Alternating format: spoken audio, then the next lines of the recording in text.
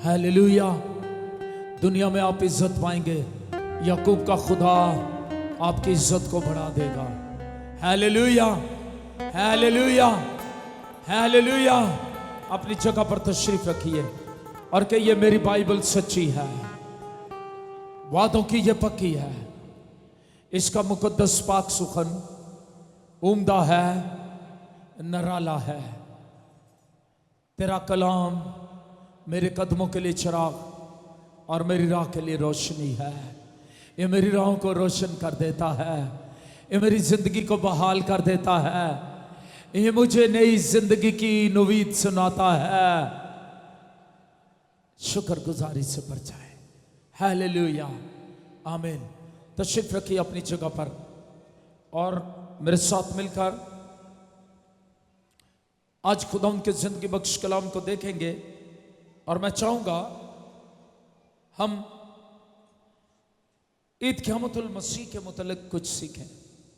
आमीन। कितने लोग तैयार हैं? कितने तैयार हैं ईद क़यामतुल मसीह के मुतल्लिक़ सीखने के लिए? हालेलुया। इसे यौम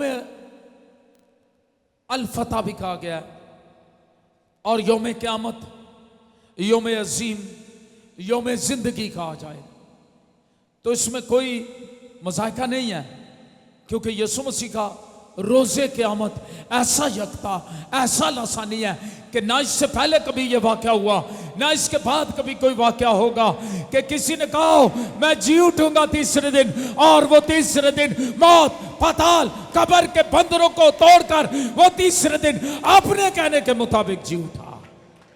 हालेलुया, हालेलुया, हालेलुया।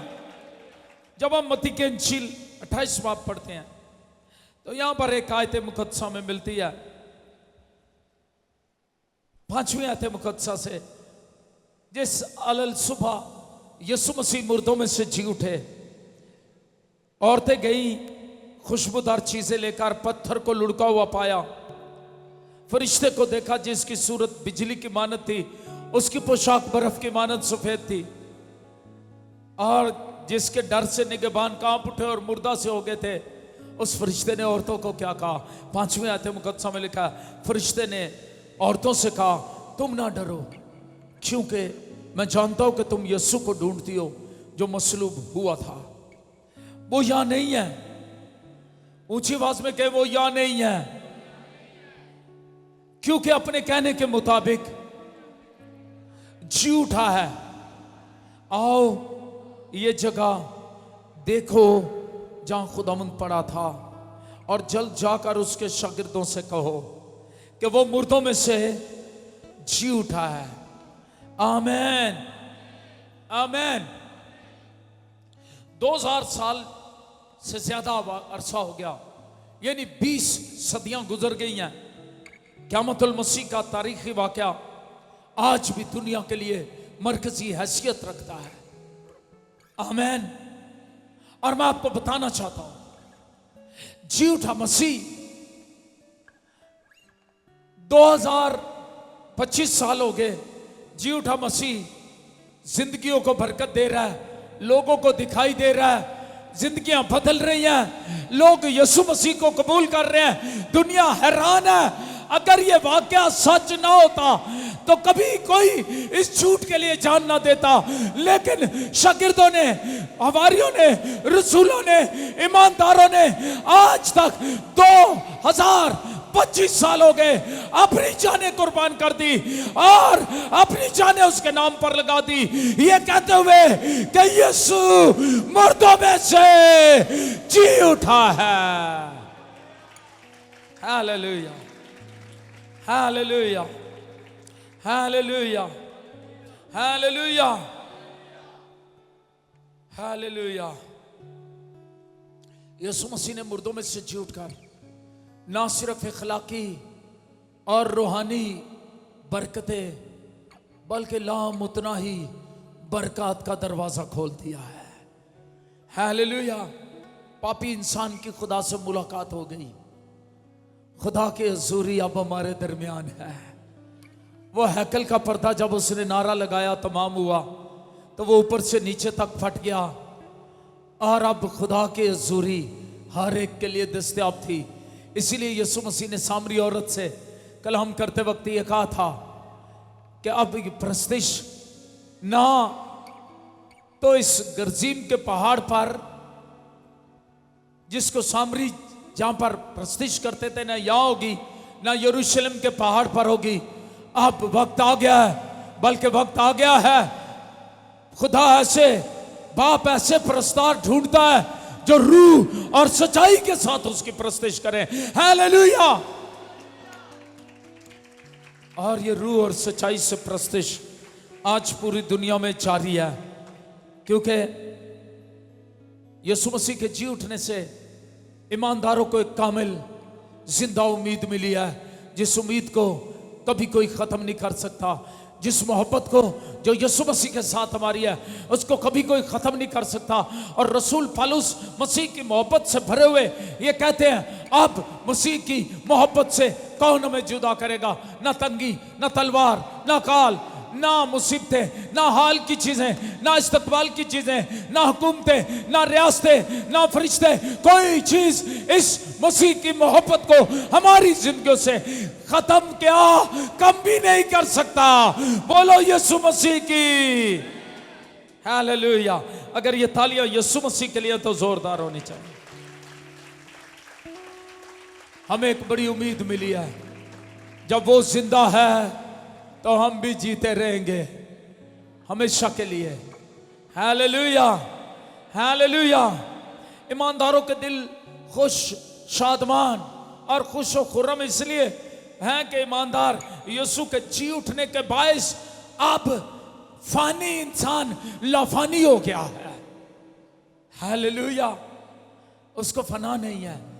जो यीशु मसीह पर ईमान लाता है, गो वो मर जाए तो भी जिंदा रहेगा। Hallelujah, hallelujah, hallelujah.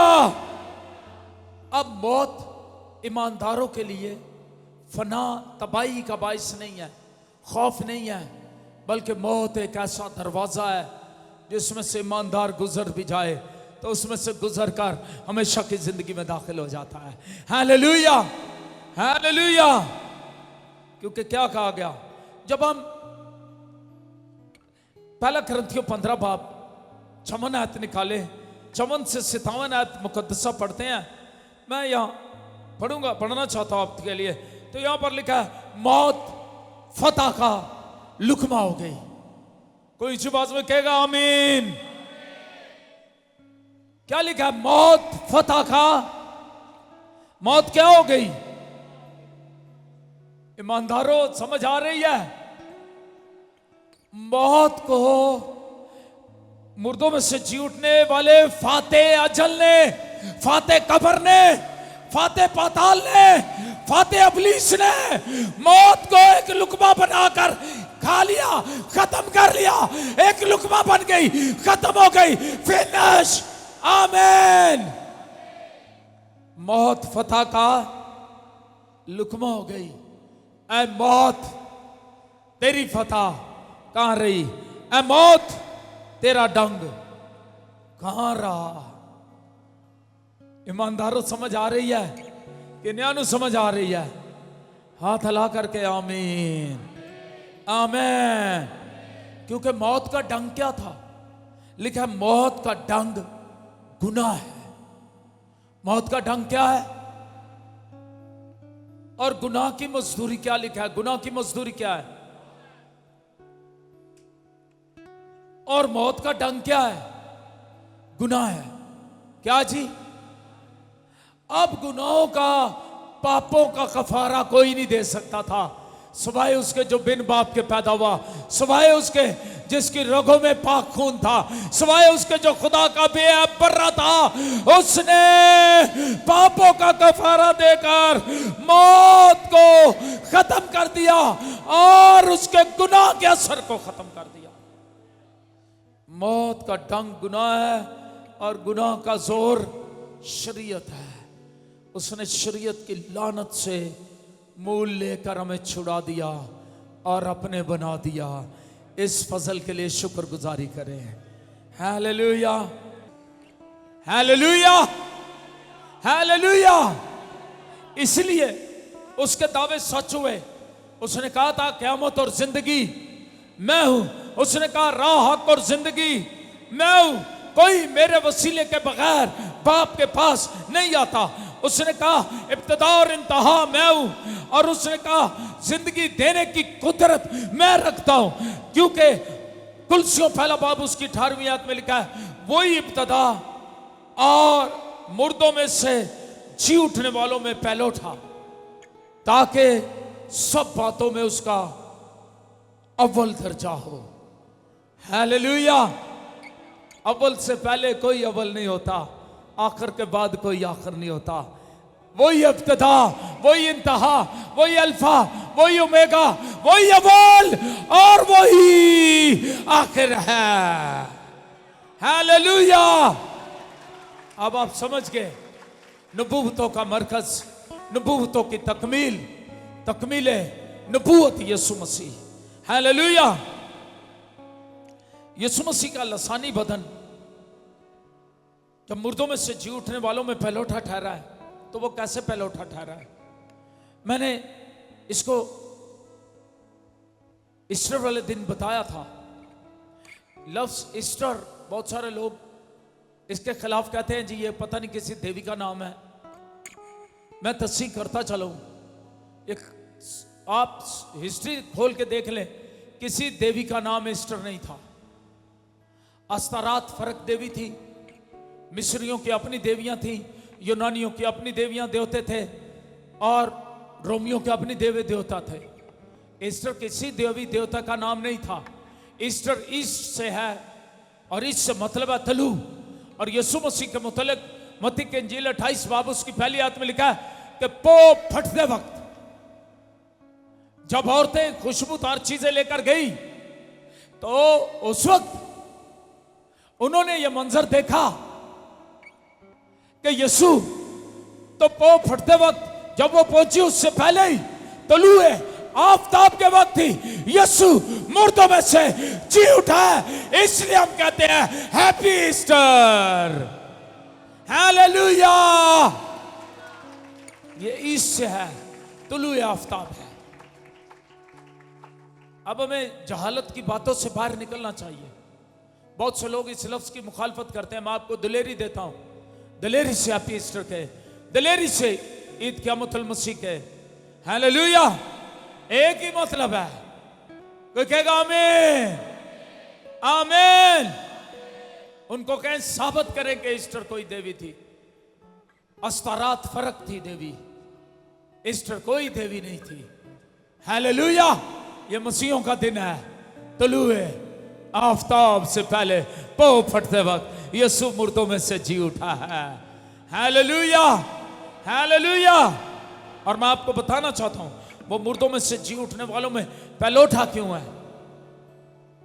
अगर कोई आपको पूछे यीशु मुर्दों में से जी उठने वालों में पहलौठा क्यों है, पहलौठा का मतलब क्या होता है? जो सबसे पहला बच्चा हो। आमीन।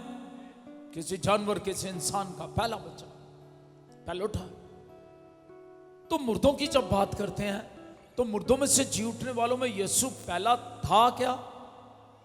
जी बताए। आप कोई आपसे पूछे कैसे पहला फल, पहले कैसा, पहला कैसा है? क्योंकि पहले तो नबियों के वसीले भी मुर्दे जिंदा हुए,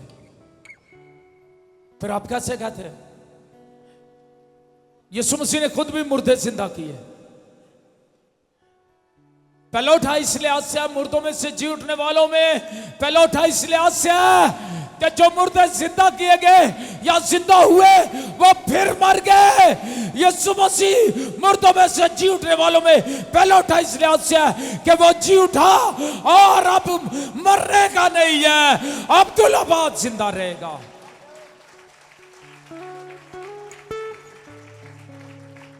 मैं इस नजरिए की तरदीद करता हूं।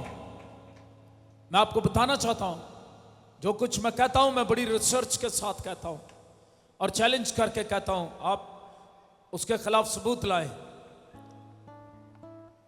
बताना चाहता हूं, मसीह यीशु अब मुर्दों में से जी उठना यीशु मसीह की तालीमात पर सदाकत हमारी निजात पर मोहर है। हालेलुया। और यह बात याद रखिएगा, जब यीशु मसीह ने, मैं ये कागज यूज करने लगा हूं, ये paper, I want to use this paper for that. जब आप 20वां बाब पढ़ते हैं यूहन्ना का, वहां लिखा यीशु जब जी उठा और पतरस भागता हुआ गया, लेकिन वो कब्र के अंदर नहीं गया, लेकिन यूहन्ना अंदर चला गया और उसने देखा कफन खाली पड़ा है। मुर्दे को दफनाते वक्त उसके सर पर एक अलग रुमाल बांधते थे यहूदी। जब यीशु कफन में से बाहर निकल आया, जो रुमाल उसके सर पर बंधा हुआ था, यीशु मसीह ने उसको उतारा। लिखा वो लिपटा हुआ एक तरफ पड़ा था कब्र में। कैसे पड़ा था? इसका मतलब क्या है? यहूदी रिवायत थी कि जब रुमाल किसी घर में कोई खाना खाने जाता और उस घर वालों का रवैया या वहां पर कुछ ऐसी नापसंदीदा बात होती, वो फिर रुमाल खाना खाने के बाद इस तरह तय कर देता, फोल्ड कर देता,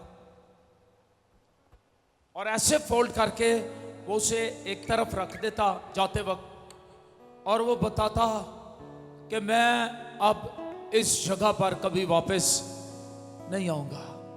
वो आएगा जरूर, लेकिन उस जगह पर नहीं आएगा जहां उसने रुमाल लपेट कर तय करके रख दिया था।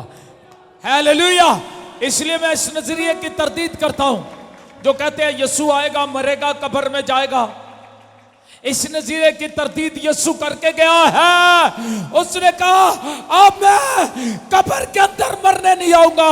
यूहन्ना अरब से कहा मैं जिंदा हूं और अब्दुल आबाद, बल्कि अब मौत और आलम रवा की कुंजियां मेरे बंद किए हुए को कोई खोल, मेरे खोले हुए को कोई बंद।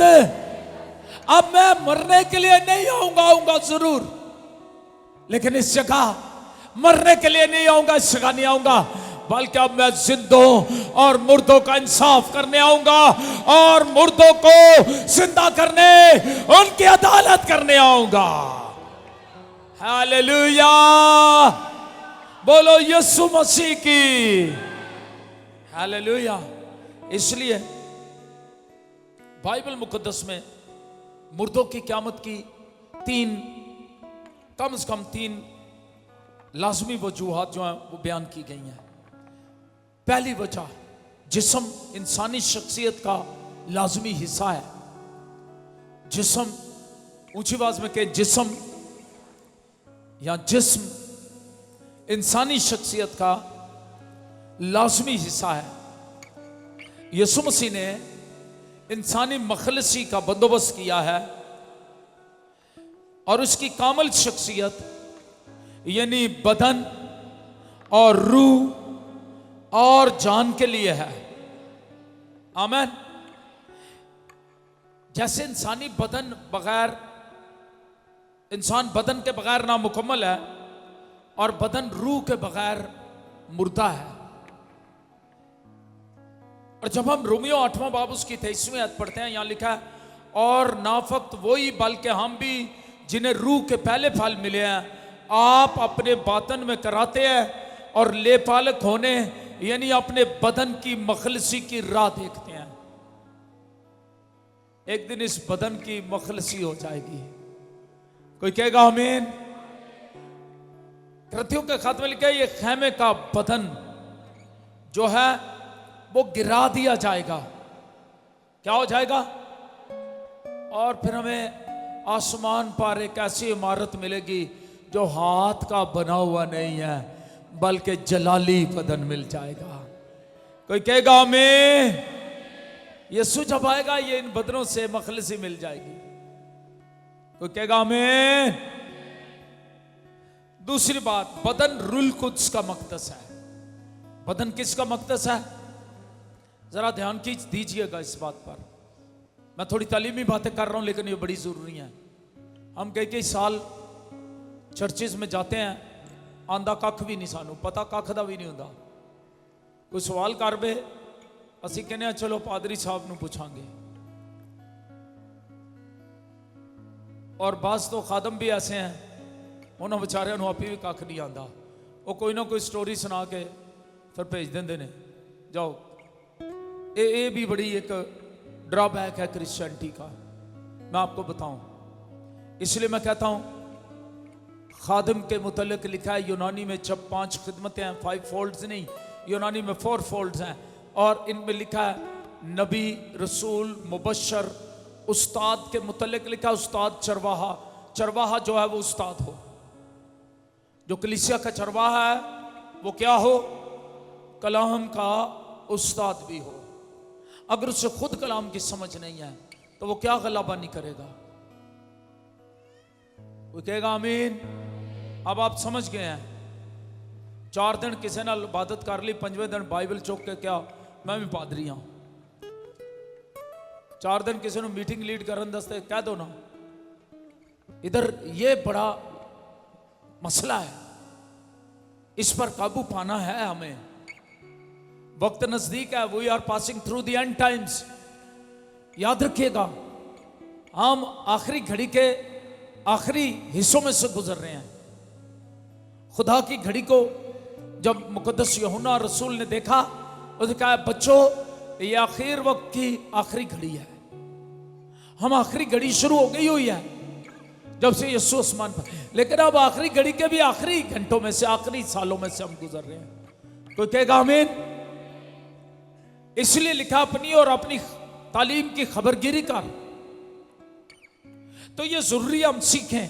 दूसरी बात जो सीखनी है, 3 लाजमी बातें मैंने कहा था। दूसरी बात, बदन रुल कुद्स का मकदस है।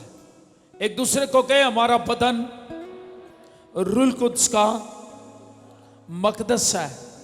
और रोजे क़यामत को ऊंची जरा कहो, खैर है, और रोजे क़यामत को यही बदन एक बार फिर रुल कुद्स का मकदस होगा।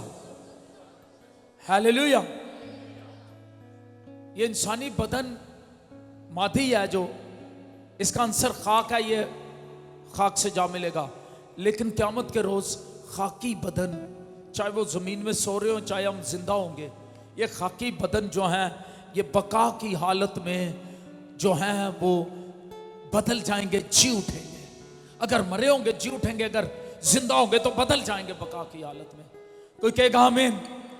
और बका की हालत में रूह इनके अंदर आएगा, पाखरू आएगा, ताकि अदालत के रोज मसीह में मुकम्मल इंसानी शख्सियत की मखलसी हो जाए। कोई कहेगा आमीन। आइए इसके लिए हवाला मैं आपको बताता हूं। 1 कुरिन्थियों 6 बाब उसकी 19वीं आयत देखें। लिखा है क्या तुम नहीं जानते कि तुम्हारा बदन रूल कुद्स का मकदस है जो तुम में बसा हुआ है और तुमको खुदा की तरफ से मिला है, और तुम अपने नहीं। तुम किसके नहीं हो? तुम अपने नहीं हो, तुम कीमत से खरीदे गए हो। ये कीमत क्या है? अपने साथ वाले को बताएं ये कीमत क्या है जिससे खरीदे गए हो। किससे खरीदे गए हो? जी बहन, किससे खरीदी गई? आप किससे खरीदे गए हैं? ये कीमत किसको अदा की गई? अगली बात, ये कीमत किसको अदा की गई है? मैं बताता हूं, ये कीमत इब्लीस को अदा नहीं की गई। इंसान खुदा का गुनहगार था। ये कीमत, खून की कीमत, पापी का तावान, फिदिया बाप, खुदा बाप को पेश किया गया। जब बैलों और बकरों की कुर्बानी होती, तावान, फिदिया, जिसको यूनानी में लोट्रोन भी कहते हैं, वो किसको अदा किया गया? वो सरपोश पर छिड़का जाता, ऐत के संदूक पर खुदा को अदा किया जाता, उसका गजब ठंडा करने के लिए, क्योंकि इंसान ने खुदा का गुनाह किया, खुदा का बागी था। इसलिए तुम अपने नहीं, कीमत से। इसलिए अब अपने बदनों से खुदा का जलाल अबे इन्हीं निरातवार की इबादत कर लेनी है तो फिर असी बस बहुत। आपका चर्च से जाने निकलने के बाद शुरू होता है। हाथ उठा करके मेरा चर्च बिल्डिंग से बाहर निकलने के वक्त शुरू होता है। फिर लोग आपको देखते हैं। पौलुस कहता है तुम स्याही से लिखे हुए खत नहीं हो, यीशु के खून से लिखे हुए खत हो। हालेलुया। फिर दुनिया आपको पढ़े, आपको देखे। तो बहुतिया चौथे टिकटॉक की पढ़न होती है। ये बड़ी लानत है, मैं इसको कहूंगा। और ये बहुत बड़ा इब्लीस का 666 का यही एक हथियार है। आप समझे, आप 666 की रूह के नीचे है। अगर आप फेसबुक पर, अगर आप इंस्टा पर, अगर आप टिकटॉक पर, अगर आप किसी भी मीडिया पर सिर्फ और सिर्फ पीछे कोई गाने लगाकर या कुछ भी करके अपना बदन दिखाना चाहते हैं, यही 666 की रूह है। वो यीशु को जलाल नहीं देना चाहता। इब्लीस की रूह यही कर रही है, वो यीशु को जलाल नहीं देना चाहती। आज बहुत सारे लोगों का यह प्रॉब्लम है, वो अपने आप को जलाल देना चाहते हैं। अगर उनके बदनों को उनको जलाल ना मिले और रोस के हो पेंदे जे डंडे तो पुड़क के हो। I am saying the truth because I am the apostle of God.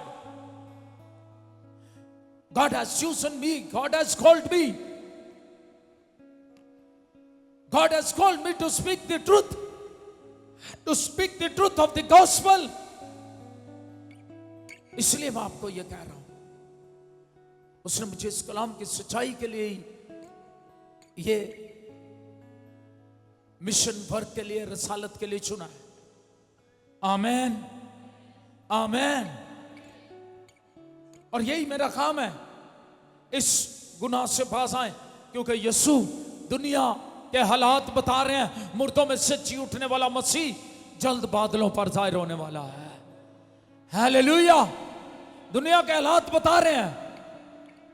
लिखा है लोगों की जान में जान ना रहेगी।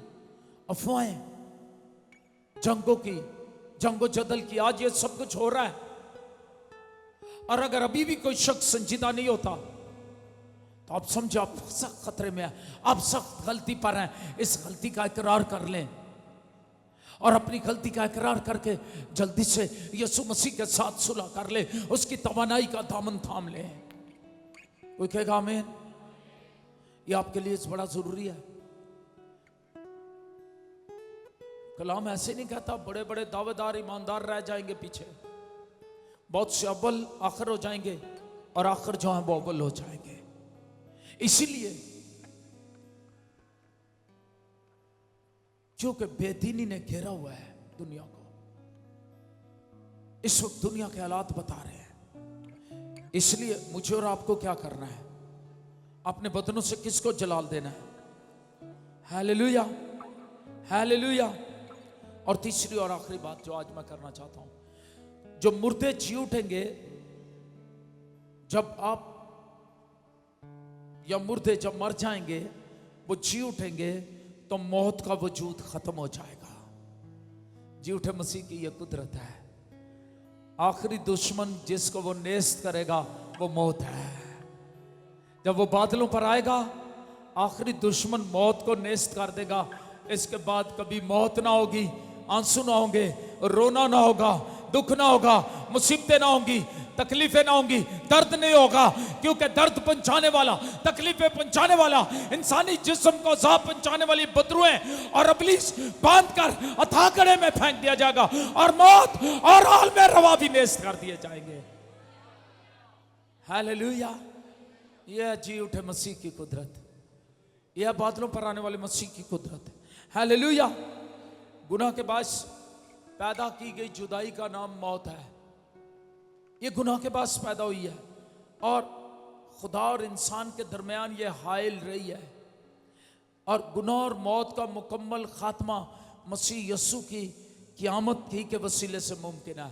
अगर मसीह खुद मुर्दों में से जी न उठता तो फिर जो कब्र के अंदर पड़ा रहता मसीह, तो वो कैसे इब्लीस पर फतेह हम कहते वो पा गया, कैसे कहते वो मौत पर फतह पा गया, कैसे कहते वो कब्र पर फतह पा गया, कैसे उसको फाते अजल कहते, कैसे उसको फाते कब्र कहते, कैसे उसको फाते मौत कहते, कैसे उसको फाते इब्लीस कहते।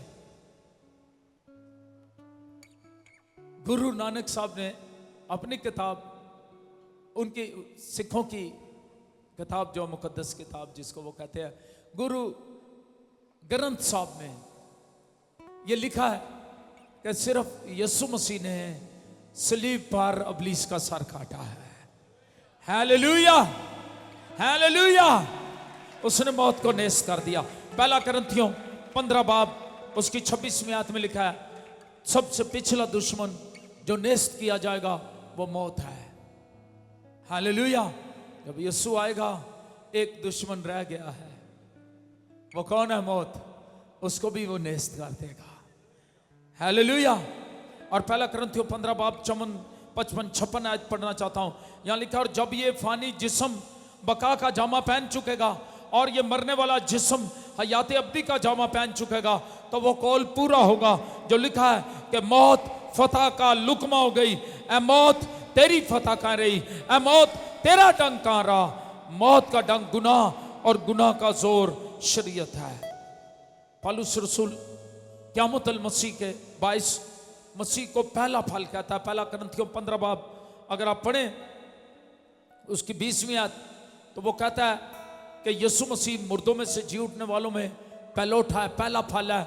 और फिर हम उसके आने पर अपनी अपनी बारी पर, हालेलुया, हालेलुया, हालेलुया।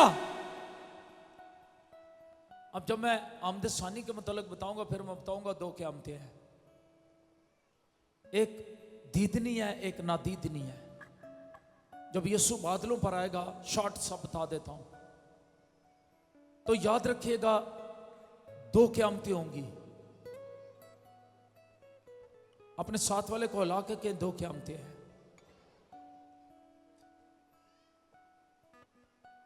इसलिए कलाम में लिखा है, मुबारक है वो जो पहली क़यामत में शरीक हों, ऐसों पर दूसरी मौत का कुछ इख्तियार नहीं होगा। जो बात अभी कुछ देर पहले मैंने कही, उन लोगों के लिए बहुत खतरा हो जाएगा जो पहली क़यामत में शरीक नहीं होंगे, चाहे वो ईमानदार मर जाएं या जिंदा हों। अगर वो पोशीदा आमद में पहली क़यामत जिसको कहा गया है, जब पहले मुर्दे जी उठेंगे, उसमें शरीक नहीं होंगे, उनके लिए बड़ा खतरा है। दूसरी क़यामत में उसके बाद एक दुखों का एक बड़ा दौर शुरू हो जाएगा, और फिर उन दुखों में से जो ईमानदार गुजरेंगे, अगर वो साबित कदम रहेंगे, जान देने तक वफादार रहेंगे, तो फिर वो दूसरी क़यामत में जी उठेंगे। इसलिए अभी वक्त बड़ा सुहाना है, दिलकश लम्हात है, सुंदर लम्हात है। जब आप यीशु मसीह को कबूल कर लें और यीशु मसीह के क़यामत को कबूल करके उसकी निजात को, हमेशा की ज़िंदगी जो देने आया, उससे कबूल कर लें, फिर आप जिंदा रहें या मर जाएं, आप ईमान की हालत में मरेंगे। आप ईमान की हालत में जब कायम और जिंदा रहेंगे, आप 2 दिले 2 रंगे नहीं होंगे। वो तालब नसरानी ने मेरा ख्याल एक गीत गाया, एक रंग विच रंग जा तू ते बंदिया 2 रंगिया। जब आप 2 रंगे नहीं होंगे, एक रंग यीशु के लहू का रंग आपकी जिंदगी पर नजर आएगा लोगों को। याद रखें, आप मुबारक कहलाएंगे। कलाम में ऐसे लोगों को कहता है, मुबारक है वो जो पहली क़यामत में शरीक होंगे, ऐसों पर दूसरी मौत का, आग और गंधक से जलने वाली झील का कुछ इख्तियार नहीं होगा। कोई कहेगा आमीन, आमीन, आमीन, हालेलुया। मसीह जब से जी उठा है, मैं आपको बताना चाहता हूं, उसकी क़यामत के बाद से इस फसल की कटाई का आगाज हो गया है। पहली फसल मसीह था, वो काट दिया गया, यानी काटा गया वो फसल, यानी मुर्दों में से जी उठने वालों में पहले उठा हो गया। हालेलुया।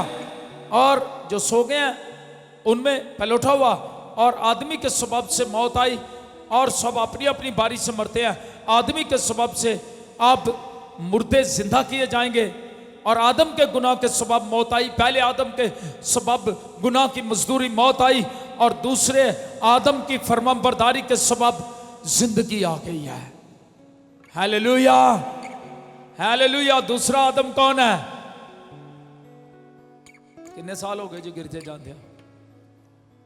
पहला आदम वो जो बागे अदन में खाक से बनाया गया। दूसरा आदम जो बिन बाप के पैदा हुआ है, नाम उसका क्या है?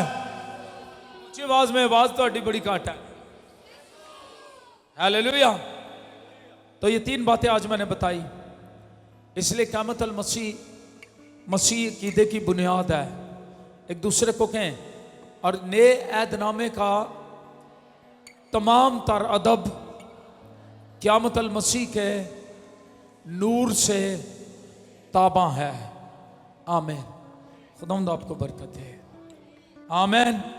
तीन बातें मैंने बताई। नंबर एक क्या? जिस्म इंसानी शख्सियत का लाजमी हिस्सा है और मसीह यसू के मुर्दों में से जी उठने के बाद हमें जिस्म की मुखलसी पर यकीन है। आमीन। दूसरी बात, बदन रुल कुदस का मकदस है और रोज़े क़यामत यही बदन एक बार फिर रुल कुदस का मकदस होगा। इसलिए मसीह का जी उठना हमारे लिए मुबारक उम्मीद है। हालेलुया। हम जी उठेंगे, हम जी उठेंगे। तीसरी बात, जब मुर्दे जी उठेंगे तो मौत का वजूद बिल्कुल ख़त्म हो जाएगा। हम हमेशा की ज़िंदगी के लिए ज़िंदा रहेंगे। ये उम्मीद मसीह के जी उठने के बाद समय मिली है। आमीन। आइए अपने पाँव पर खड़े हो जाएं, शुक्रगुजारी करना शुरू करें। सिर्फ शुक्रगुजारी के लिए अपने पाँव पर खड़े हो जाएं। सिर्फ शुक्रगुजारी करनी है और इन तीनों बातों के लिए शुक्रगुजारी करनी है और कहना, यीशु वाकई अगर तू जान ना देता, खून ना बहाता, तो फिर हम गुनहगार बच नहीं सकते थे। नया अदनामा का तमाम तारादब मैंने बताया क़यामत अल मसीह के जी उठने के सबब से, उसके नूर से रोशन है। ये शुक्रगुजारी की बात है। इस बात के लिए शुक्रगुजारी करें। यीशु मसीह के मुर्दों में से जी उठने के लिए शुक्रगुजारी करें। इसका मतलब यह है कि बाप ने कफारे को कबूल कर लिया है। जब मसीह जी उठा है तो खुदा बाप ने मसीह के खून के कफारे को कबूल कर लिया है और खुदा बाप अब मुतमिन हो गया है। हालेलुया। वह मुतमिन है इस कफारे से और उसने हमारे साथ मेल कर लिया है। आप हमारे चैनल को लाइक करें, शेयर करें और सब्सक्राइब करें और बेल आइकन को दबाना मत भूलें ताकि आने वाली हर नई वीडियो का नोटिफिकेशन आपको सबसे पहले मिल सके।